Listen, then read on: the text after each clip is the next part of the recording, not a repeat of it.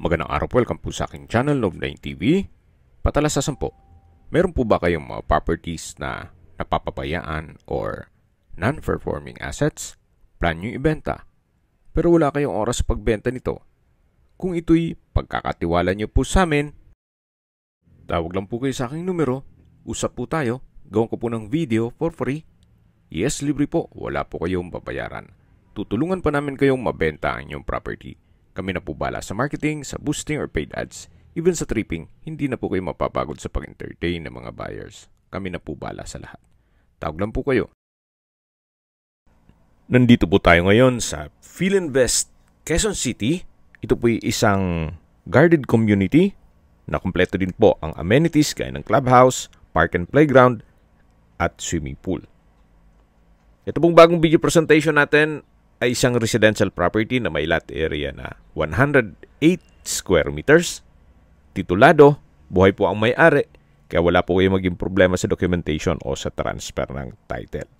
Medyo elevated po itong property. Nasa mataas na lugar, kaya flood-free area. Ang likod po niyan ay perimeter fence na. Ito pong Philinvest Quezon City ay napakalapit lang po sa House of Representatives. Mamaya po sa dulong parte, pag-usapan natin ang distance, location at travel time. Meron din pong overlooking view. Once na nagpagawa po kayo ng bahay, yan po matatanaw nyo ang inyong mga magiging kapitbahay. Medyo dulo na po ito kaya napakatahimik po ng lugar, sariwang hangin at sa klima naman po, banayad lang. Hindi naman siya ganun kainit at hindi naman ganun kalamig. Kaya kung sakaling magpagawa po kayo ng 2-story house, ang second floor po ay ganito ang magiging view. Malapad naman po itong concrete road. Dito po sa harapan ay pababa na rin po yan. So rolling po yung terrain.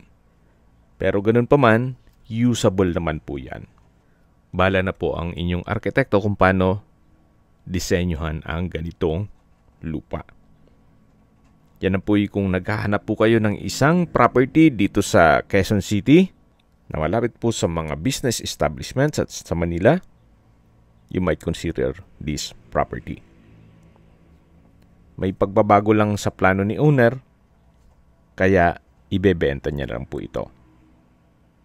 So again, ito pong lot area nitong property ay 108 square meters. Ito po'y titulado at nasa loob ng isang guarded subdivision. Okay, sa distance, location at travel time portion na po tayo. Mula po sa Batasan Road kung saan nandun po ang House of Representatives, ang distance is 4.8 kilometers at ang travel time is 17 minutes. Mula naman po sa COA office, ang distance is 6 kilometers at ang travel time is 18 minutes.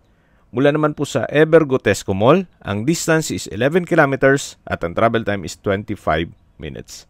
Mula naman po sa Bautista General Hospital, ang distance is 5.5 kilometers at ang travel time is 18 minutes. Yan po yung lagi kong binabanggit sa inyo na dapat nyo i-consider sa pagharap ng property, yung meron pong malapit na hospital. Hindi ko naman po sinasabing sakitin kayo. Yan naman po for emergency purpose lang naman. At mula naman po sa airport, ang distance is 34.3 kilometers at ang travel time is 53 minutes. Okay, sa presyo na po tayo. Binebenta po ito ni owner sa halagang 2.5 million pesos net. Ibig pong sabihin, si buyer po ang sasagot sa lahat ng taxes at expenses with regard to documentation. Fair deal na rin po, gawa ng malapit po sa Manila at nasa Quezon City ka pa. 108 square meters, medyo malaki na po yan. At 2.5 million pesos net. At nasa loob po ng isang exclusive community. Pwede rin pong pagawa nyo ng apartment para paupahan. Gawa ng malapit po sa lahat ng business establishments.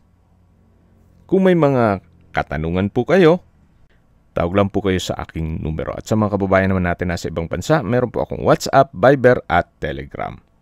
Same number lang po, 0917-316-3399. Sa mga nagtatanong naman po ng aming Facebook, meron po aming Facebook page na Nov9 TV at Facebook Reel Video. Meron din pong TikTok at Instagram. May ibang YouTube channel po kami, the Nov9 TV channel, Nov9 TV Listings, Nov9 TV On The Spot, Nov9 TV Updates,